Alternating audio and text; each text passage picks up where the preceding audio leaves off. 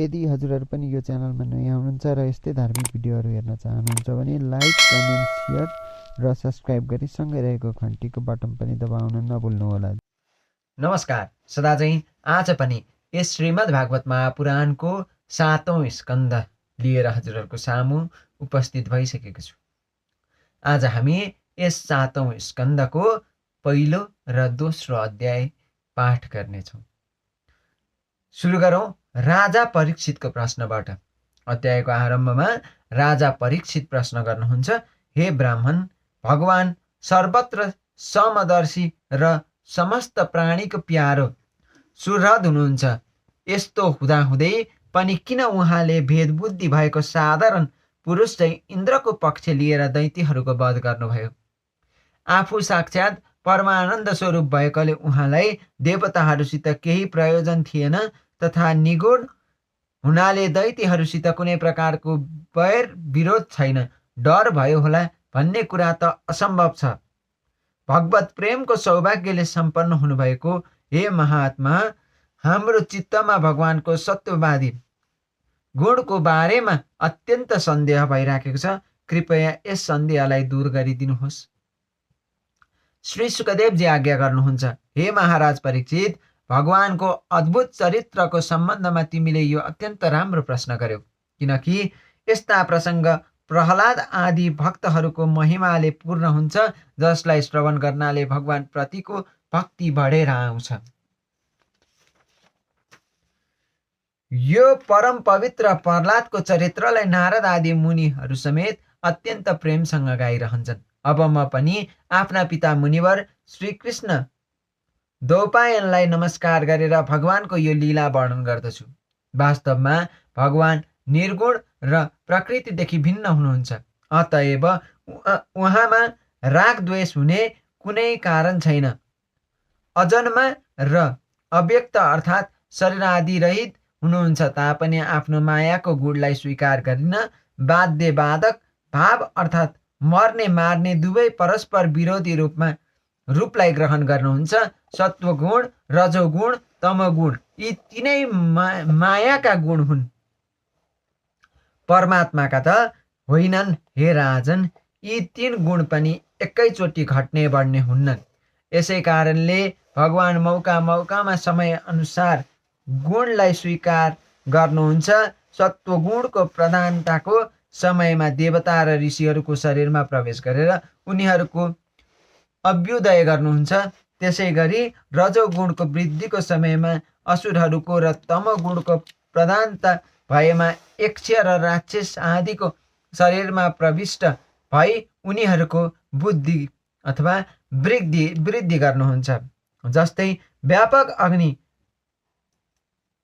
काष्ठादि पदार्थमा अनेक रूपले प्रकाशित हुन्छ, त्यसै गरी परमात्मा पनि अनेक शरीरमा अनेक रूपले प्रकाशित हुनुहुन्छ।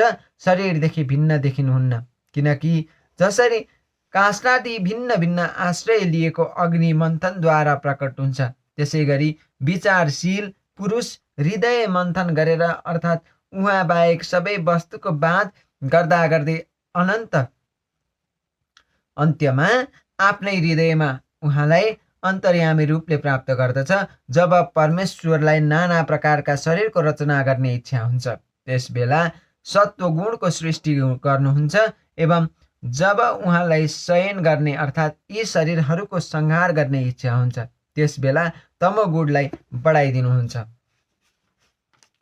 हे राजन, प्रकृति र पुरुषलाई निमक्त बनाएर भगवानले जो गर्नुहुन्छ त्यो अमोघ छ। उहाँले नै जगतको उत्पत्तिको निमित्त प्रकृति र पुरुषको सहायक तथा आश्रय कालको सृष्टि गर्नुहुन्छ। तसर्थ उहाँ कालको अधीन होइन, काल नै उहाँको अधीनमा छ। जब समयको फेरले अर्थात् समर्थ कालको प्रेरणाले सत्वगुणको वृद्धि हुन्छ, त्यस बेला देवताहरूका प्यारा परम यशस्वी परमात्मा पनि सत्वगुण प्रधान देवताहरूको बलको वृद्धि र यिनका विरोधी रजोगुणी तथा एवं तमोगुणी असुरहरूको संहार गर्न लागेको जस्तो देखिनुहुन्छ। हे राजन, उहिले अजात शत्रु युधिष्ठिरले राजसूय यज्ञको समयमा यही सम्बन्धले एउटा प्रश्न गर्दा देवर्षि नारदले सन्तुष्ट भएर अत्यन्त प्रेमसँग एउटा इतिहास सुनाउनु भएको थियो। त्यस महान राजसूय यज्ञमा चेदिराज शिशुपालको वासुदेव भगवानमा सायुज्य मुक्ति प्राप्त भएको अति अद्भुत घटना देख्दा राजा युधिष्ठिरले अत्यन्त आश्चर्य मानेर यहाँ यज्ञशालामा बसेका देवर्षि नारदहरूलाई समस्त मुनिहरूले सुन्ने गरी यस प्रकारसँग सोध्नुभयो। के सोध्नु भएको थियो त? राजा युधिष्ठिर प्रश्न गर्नुहुन्छ, परम तत्व भगवान वासुदेवमा लीन हुन त उहाँका ठुला ठुला अनन्य भक्तलाई समेत दुर्लभ छ भने उहाँसित द्वेष गर्ने शिशुपालले यो गति कसरी पायो? अहो, यो त अत्यन्त आश्चर्यको कुरो हो। हे मुनिवर, पूर्वकालमा भगवानको निन्दा गरेकाले ब्राह्मणहरूले बेन राजालाई नरकमा खसालिदिएका थिए। यो शिशुपालले भने मुक्ति पायो। हामी सबै यसको रहस्य जान्न चाहन्छौँ। यो दमघोषको छोरो महापापी शिशुपाल र दुर्बुद्धि दन्तव्रक्त यी दुवै तोते बोली बोल्न लागेदेखि अहिलेसम्म भगवानसित द्वेष नै गरिआएका छन्। यिनीहरूले अविनाशी परब्रह्म श्री कृष्णलाई निरन्तर कटुवाक्य भन्दा पनि न यिनीहरूको जिब्रोमा कुष्ठ भयो न यिनीहरूले घोर अन्धकारमय नरकमा पर्नु पर्यो। जुन भगवानमा लीन हुन अत्यन्त गाह्रो छ, तिनै भगवानमा यस्ता भगवद्रोही भए तापनि यी सबैले हेर्दैमा सजिलैसित लीन हुन गए। यसको के कारण हो? हावाको तेज गतिले बत्तीको ज्वाला चञ्चल भए झैँ मेरो बुद्धि यस विषयमा अस्थिर भइराखेको छ। हे भगवान, यो अद्भुत घटनाको रहस्य मलाई अथवा हामीहरूलाई सुनाइदिनुहोस्। श्री सुखदेवजी आज्ञा गर्नुहुन्छ। देवर्षि भगवान नारद युधिष्ठिरको यो कुरा सुन्दा अत्यन्त सन्तुष्ट भएर उनलाई सम्बोधन गरी सभामा सबैले सुन्ने यो कथा भन्न लाग्नुभयो। नारदजी आज्ञा गर्नुहुन्छ, हे महाराज युधिष्ठिर, प्रकृति र पुरुषको ठिक ठिक विवेक नरहनाले नै निन्दा, स्तुति, सत्कार, तिरस्कार यी सबैको अनुभव गर्नको निम्ति नै यो शरीरको रचना भएको हो। हे राजन, यस शरीरलाई नै आफ्नो आत्मा मान्नाले जीवमा यो म हुँ, यो मेरो हो भन्ने भाव हुन्छ। यही सारा भेदभावको मूल कारण हो र यसैले गर्दा ताडनाको, निन्दाको, दुःखको अनुभव हुन्छ। जुन शरीरमा म हुँ भन्ने अभिमान हुन्छ त्यस शरीरको बदले प्राणीलाई आफ्नो वध भए जस्तो लाग्दछ। तर भगवानमा त जीवमा हुने यो जस्तो अभिमान छँदै छैन, किनकि उहाँ त सर्वात्मा हुनुहुन्छ। उहाँ बाहेक अरू कोही छँदै छैन। अरूलाई उहाँले दिएको दण्ड त उनीहरूकै कल्याणको निम्ति हो, रिस अथवा द्वेषले होइन। तसर्थ भगवानको सम्बन्धमा हिंसाको कल्पना कसरी हुन सक्दछ? त्यसैले अत्यन्त शत्रुताले, वैरहीन भक्तिभावले तथा भय, स्नेह अथवा कामनाले जुनसुकै उपायले भए पनि भगवानमा आफ्नो मन यस प्रकारसँग लगाइदिनु पर्दछ कि उहाँदेखि पृथक अरू केही देखिँदैन र नदेखियोस् पनि। मानिस वैरभावले भगवानमा जतिको तन्मय हुन्छ त्यतिको त भक्ति योगले पनि हुन्न भन्ने मेरो निश्चय विचार रहेको छ। एक थरीको किरा हुन्छ जसलाई कमलकोटीले ल्याएर भित्तामा आफ्नो प्वालभित्र थुनिदिन्छ र यो किरा भय तथा द्वेषले कमलकोटीको चिन्तन गर्दा गर्दै आखिरमा कमलकोटी नै हुन जान्छ। यस्तै किसिमले शिशुपाल र दन्तवक्त्र लीलाद्वारा मानिस जस्ता देखिने सर्वशक्तिमान भगवान कृष्णमा वैरभाव गरी निरन्तर उनैको चिन्तन गर्नाले निष्पाप भएर उहाँमा लीन हुन गए।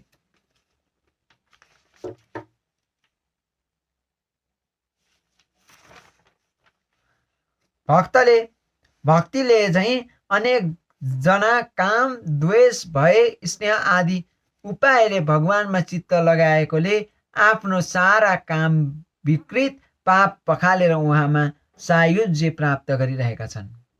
हे राजन, गोपिनीहरूले कामले अर्थात् प्रेमले, कंसले भयले, शिशुपाल, दन्तवक्त्रादि राजाहरूले द्वेषले, यदुवंशीहरूले पारिवारिक सम्बन्धले, तपाईँहरूले स्नेहले र हामी मुनिहरूले भक्तिले आफ्नो मन भगवानमा लगाएका छौँ। तर बेनको माथि कहिएका 5 प्रकारका भगवानको चिन्तन गर्नेहरूमध्ये कसैमा पनि गणना हुन्न, किनकि उसले कुनै प्रकारले पनि भगवानमा मन लगाएन। यसै कारण उसको यो दुर्गति भयो। तसर्थ कुनै न कुनै उपायले कृष्ण भगवानमा आफ्नो मन तन्मय गरिदिनु पर्दछ। हे महाराज युधिष्ठिर, तिम्री सानी आमाको छोरा शिशुपाल र दन्तवक्त विष्णु भगवानका मुख्य पार्षदहरू थिए। ब्राह्मणको श्रापले गर्दा यी दुवैले आफ्नो पदबाट च्युत हुनु परेको थियो। यति सुनिसके पछाडि राजा परीक्षितले फेरि पनि प्रश्न गर्न लागे, भगवानका पार्षदहरूमाथि समेत आक्रमण गर्ने यो श्राप कस्तो थियो र कसले दिएको हो? भगवानका अनन्य प्रेमीहरूले फेरि जन्म मृत्युमय संसारमा पर्नु अलि विश्वासको अयोग्य कुरा जस्तो देखिन्छ। वैकुण्ठमा बस्नेहरूको प्राकृत शरीर, इन्द्रिय र प्राणसित सम्बन्ध हुँदैन। यस्ताको प्राकृत शरीरसित कसरी सम्बन्ध हुन गयो, यो कुरा हामीलाई सुनाउनुहोस्। यति सुनिसकेपछि नारदजी आज्ञा गर्नुहुन्छ। एक दिन ब्रह्माका छोरा सनकादि ऋषिहरू तिनै लोकमा इच्छा अनुसार घुम्दै घुम्दै विष्णु लोकमा पुगे। यिनीहरू सबभन्दा पहिले उत्पन्न भएका मरीचि आदि ऋषिहरू भन्दा पनि जेठा थिए, तर हेर्दा 5-6 वर्षका बालक जस्ता देखिन्थे र लुगा पनि कहिल्यै लाउन्नथे। उनीहरूलाई साधारण बालक सम्झेर दुवै द्वारपालले भित्र पस्न दिएनन्। यसो हुँदा उनीहरूले रिसाए जस्तो भएर ती द्वारपालहरूलाई यस्तो श्राप दिए, ए मूर्ख हो, तिमीहरू दुवै रजोगुण र तमोगुणले रहित भएको यी मधुसूदन भगवानको चरण कमलको नजिक अर्थात् उहाँको धाममा बस्न योग्य छैनौ। अन्ततः झट्टै यस स्थानबाट भ्रष्ट भएर पापमयी असुर योनिमा जन्मिहाल। यस प्रकारसँग श्राप दिनसाथ जब ती दुवै द्वारपाल आफ्नो स्थानबाट तल खस्न लागेथे, त्यसबेला ती कृपाली ऋषिहरूले दया गरेर फेरि भने, भइगो 3 जन्ममा यो श्राप भोगिसकेपछि फेरि यही वैकुण्ठमा प्राप्त हुनेछौ। उनै दुई दितिका छोरा भए। जेठोको नाम हिरण्यकश्यपु र कान्छोको नाम हिरण्याक्ष थियो। दैत्य दानव वंशमा यी दुवै सर्वश्रेष्ठ थिए। विष्णु भगवानले नृसिंहको रूप धारण गरेर हिरण्यकश्यपुलाई र पृथ्वीको उद्धार गर्ने समयमा वराह अवतार लिएर हिरण्याक्षलाई मार्नुभयो। तर प्रहलाद भगवानको ध्यान गर्नाले सम्पूर्ण प्राणीलाई आत्मस्वरूप देख्दथे, अतएव शान्त र समदर्शी भइसकेका थिए। भगवानको तेजल उनको रक्षा गरिरहेको थियो। तसर्थ अनेक चेष्टा गर्दा पनि हिरण्यकश्यपुले उनलाई मार्न सकेन। यसपछि ती दुवै विश्वामुनिद्वारा केशिनीको गर्भबाट राक्षसको रूपमा रावण र कुम्भकर्ण भएर जन्मिए। यिनीहरूको उत्पातले समस्त लोक पीडित भइराखेको थियो। त्यस जन्ममा पनि उनीहरूलाई श्रापबाट मुक्त गर्नको निम्ति भगवानले राम अवतार लिएर उनीहरूलाई मार्नुभयो। हे राजन, मार्कण्डे मुनिको मुखबाट तिमी रामचन्द्रको चरित्र सुन्नेछौ। उनै जय विजय यस जन्ममा तिम्री सानी आमाका छोरा शिशुपाल र दन्तवक्त्रको रूपमा क्षेत्रीय कुलमा उत्पन्न भएका थिए। अहिले भगवान श्रीकृष्णको चक्रको स्पर्शले गर्दा उनका सारा पाप नष्ट हुन गइरहेकोले सनकादिहरूको श्रापबाट मुक्ति भए। ती दुवै विष्णुका पार्षदहरू वैरभावले गर्दा निरन्तर कृष्ण भगवानको चिन्तन गरिरहन्थे। यही सुदृढ ध्यानले गर्दा उनीहरू भगवानमा लीन भएर फेरि उहाँको पार्षद भई उहाँको समीप गएका हुन्।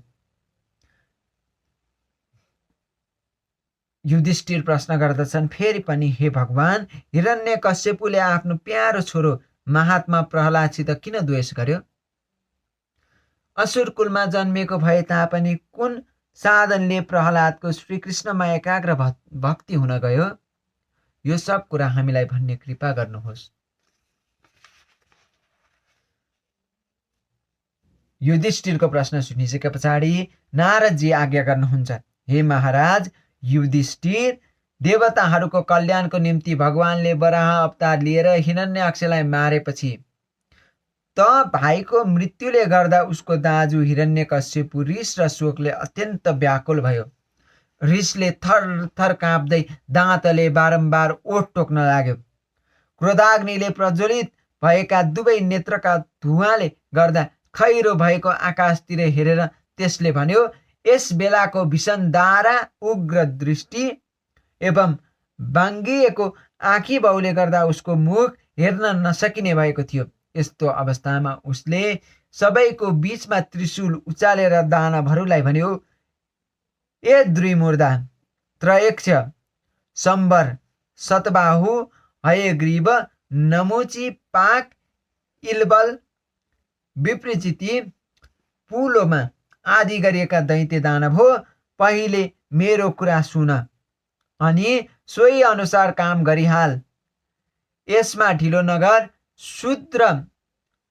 शत्रुहरूले मेरो प्यारो र हितैषी भाइलाई विष्णुको हातबाट मार्न लगाए। विष्णु समदर्शी भए तापनि उपासनाले देवताहरूले उनलाई आफ्नो पक्षमा गराएका छन्। यी विष्णु पहिले त शुद्ध एवं निष्पक्ष थिए, तर अहिले मायाले वराह रूप धारण गरेकोले आफ्नो स्वभावलाई छाडिदिएका छन्। बालकको झैँ यिनको चित्त स्थिर छैन। जसले सेवा गर्यो उनैतिर लाग्दछन्। अब जब म आफ्ना त्रिशूलले यिनको घाँटी काटेर ताता रगतले रगत निको लाग्ने भाइको तर्पण गर्नेछु अनि मेरो मनको पीर हट्नेछ। तसर्थ तिमीहरू अहिले नै पृथ्वी मण्डलमा गइहाल।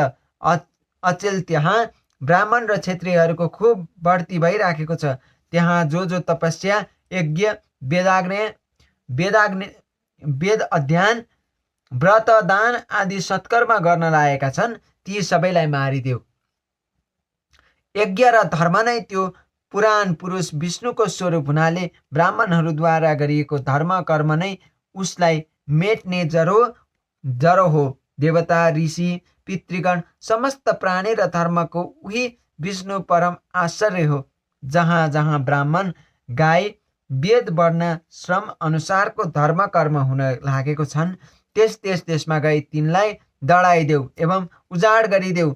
स्वभावैले अर्कालाई सताउनमा सुख मान्ने दैत्यहरूले दैत्यराज हिरण्यकश्यपको आज्ञालाई टाउको न्यौराएर अत्यन्त आदर साथ स्वीकार गरेर त्यही आज्ञा अनुसार प्रजाको संहार गर्न लागे। यिनीहरूले नगर, गाउँ, ब्रज भनेको गाई बस्ने ठाउँ, बगैँचा, खेत, हावा खाने ठाउँ, ऋषिहरूको आश्रम, रत्नहरूको खानी, किसानहरूको बस्ती, तराईका गोठ, ग्वालाहरूको बस्ती, व्यापारको केन्द्र यी सबै जलाइदिए।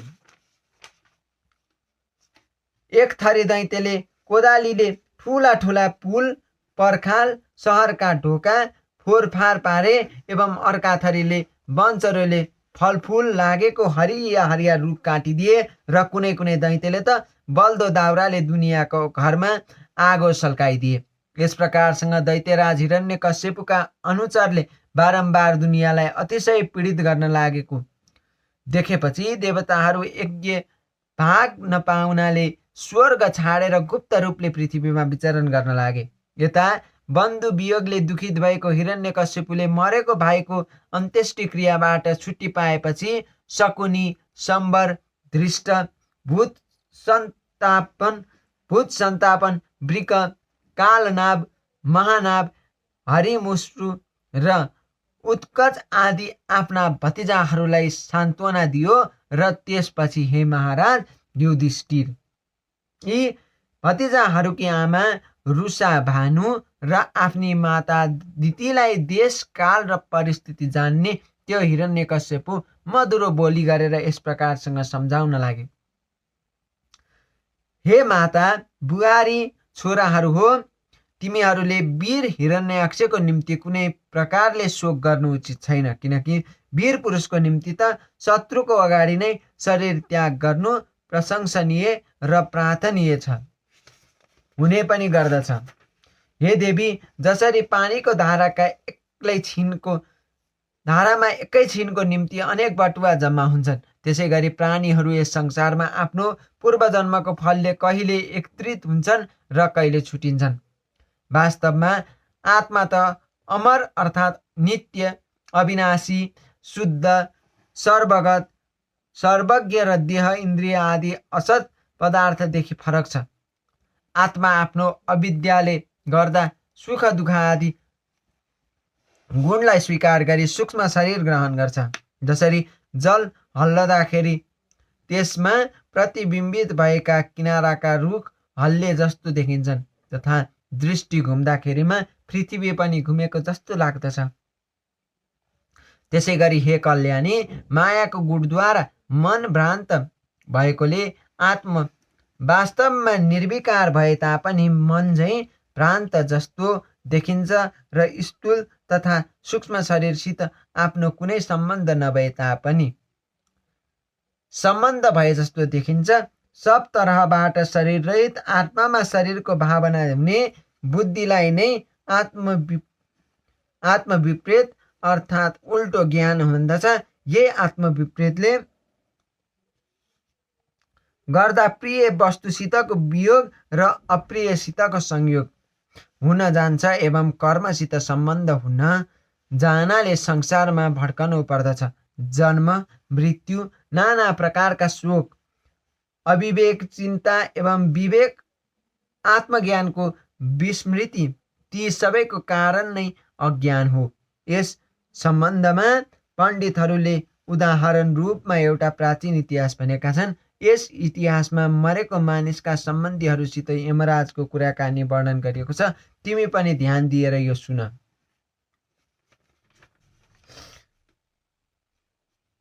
उसिनर देशमा सुयज्ञ नामका एकजना विख्यात राजा थिए।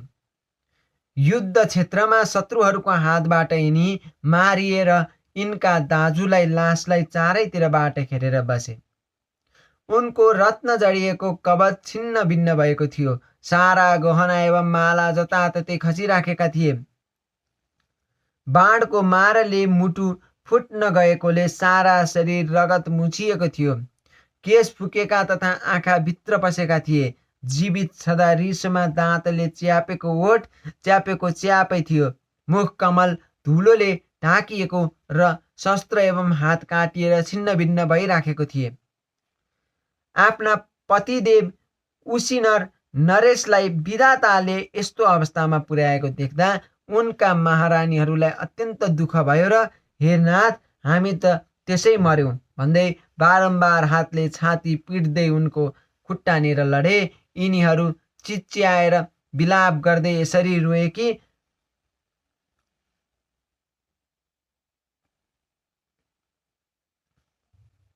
कुमकुम मिसाएर बगेका आफ्ना राता राता आँसुले प्यारा पतिदेवको चरण कमललाई पखालिदिए। उनका केश र गहना जताततै छरिएका थिए।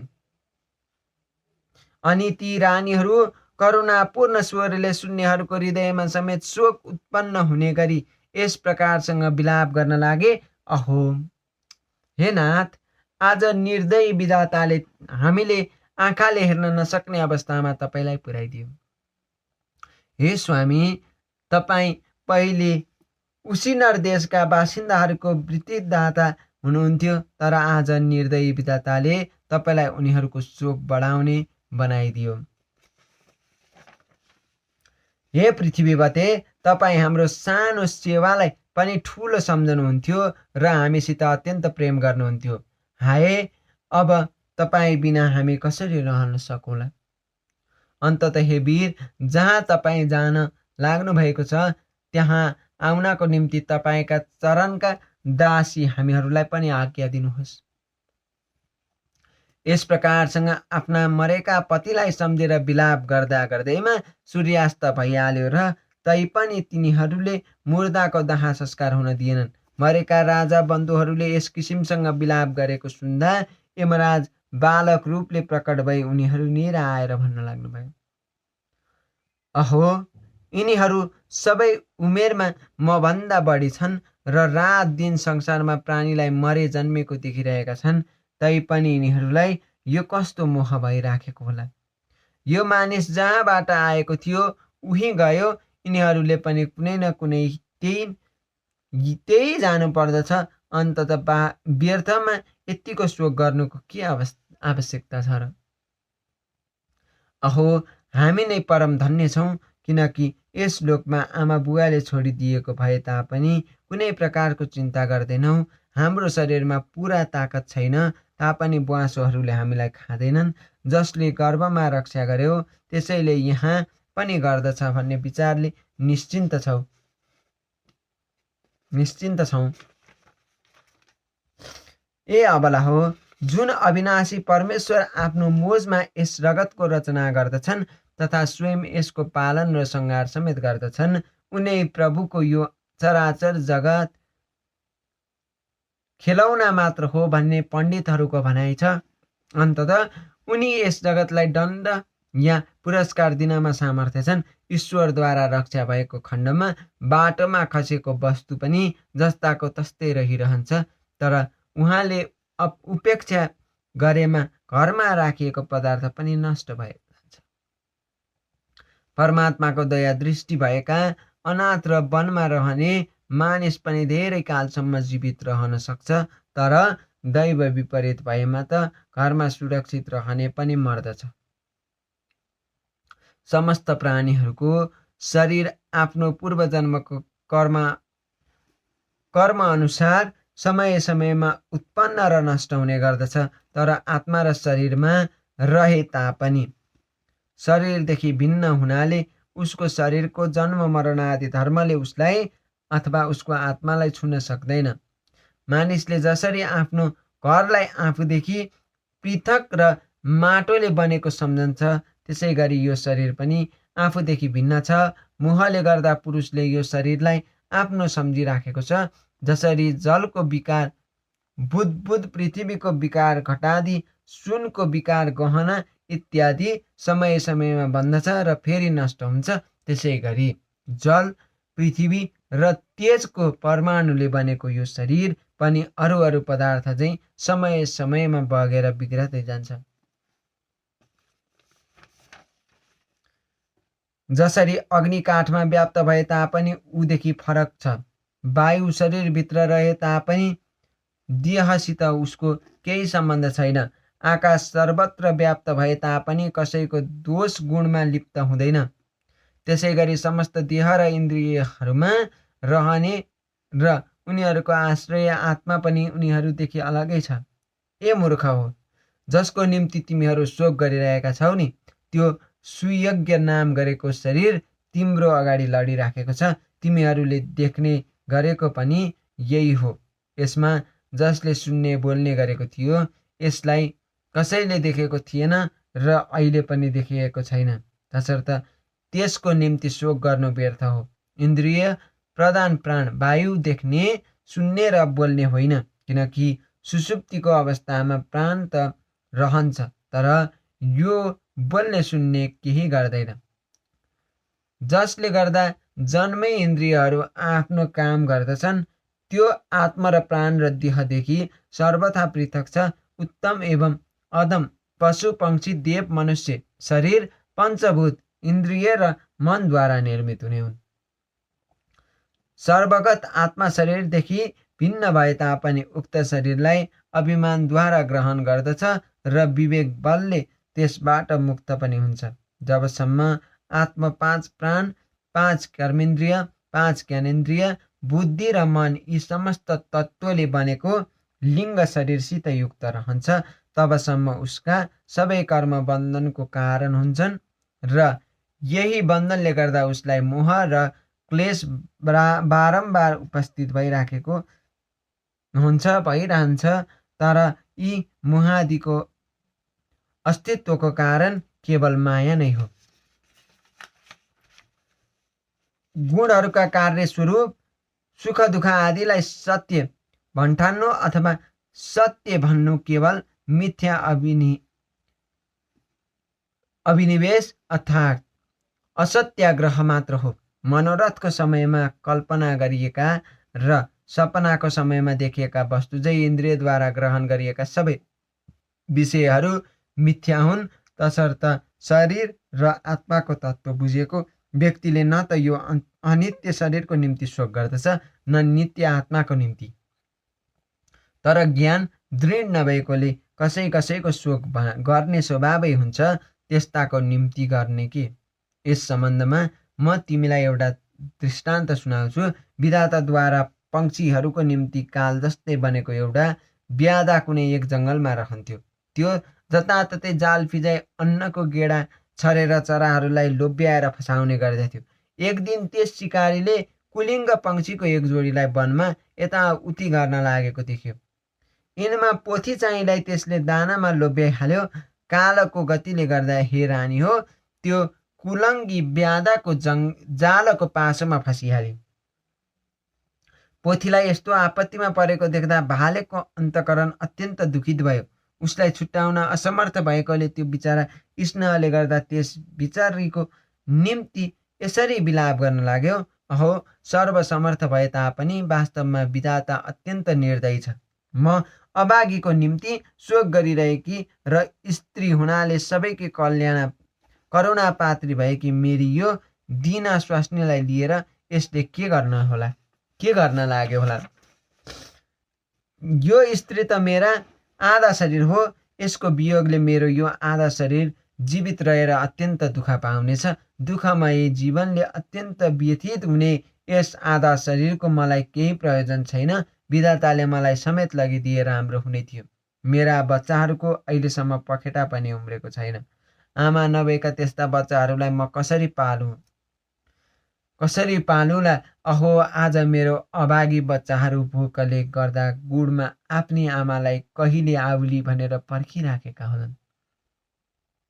यस प्रकारसँग आफ्नी पत्नीको प्यारीको वियोगले आतुर भएको त्यहाँ तथा आँसुले गर्दा घाँटी ख्याप्प बसेको भए तापनि विलाप गरिरहेको त्यस कुलिङ्गलाई त्यो शिकारीले कालोको प्रेरणाले गर्दा नजिकैको एउटा रुखको आडमा लगेर बाण चलायो र त्यो त्यही समाप्त भइहाल्यो।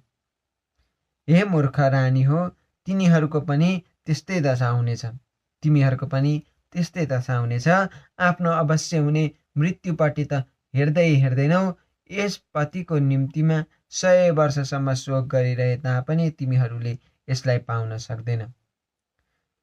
हिरण्यकश्यप भन्दछ, ए आमा, त्यो सानो बालकको यस्तो ज्ञानपूर्ण कुरा सुन्दा ती सबै दङ्ग परे र उसी नरेशका दाजुभाइ एवं आइमाईहरूले यो समस्त संसार तथा यसका सुख दुःख अनित्य र मिथ्या हुन् भन्ने कुरा बुझे। यमराज यति कुरा सुनेर त्यही अन्तर्ध्यान भइहालेर भाइबन्धुले पनि सुयोगको अन्त्येष्टि क्रिया गरे। तसर्थ तिमीहरू पनि आफ्नो अथवा अरूको निम्ति शोक नगर। यस संसारमा आफ्नो वा अर्काको भन्ने कुन वस्तु छ र? यो आफ्नो हो, यो अर्काको हो, यस्तो भान हुनु नै अज्ञान हो। प्राणीहरूलाई यही अज्ञानले गर्दा म मेरो अर्को अर्काको भन्ने दुराग्रह भइराखेको छ। नारदजी आज्ञा गर्नुहुन्छ, हे राजन, दैत्यराज हिरण्यकश्यपका यी कुरा सुनेपछि आफ्नी बुहारीको साथमा रहेकी दितिले तुरुन्तै पुत्र शोकलाई त्यागेर आफ्नो मन परम तत्त्व रूप परमात्मामा लगाइदिन् भनेर यस श्रीमद् भागवत महापुराण सप्तम स्कन्धको पहिलो र दोस्रो अध्यायमा वर्णन गरिएको छ। बाँकीका अध्यायहरू भोलिका दिनहरूमा हामी वर्णन गर्ने नै छौँ। तबसम्मका लागि आज्ञा चाहन्छु। जय श्री कृष्ण, जय श्री राधे गोविन्द भगवान की जय।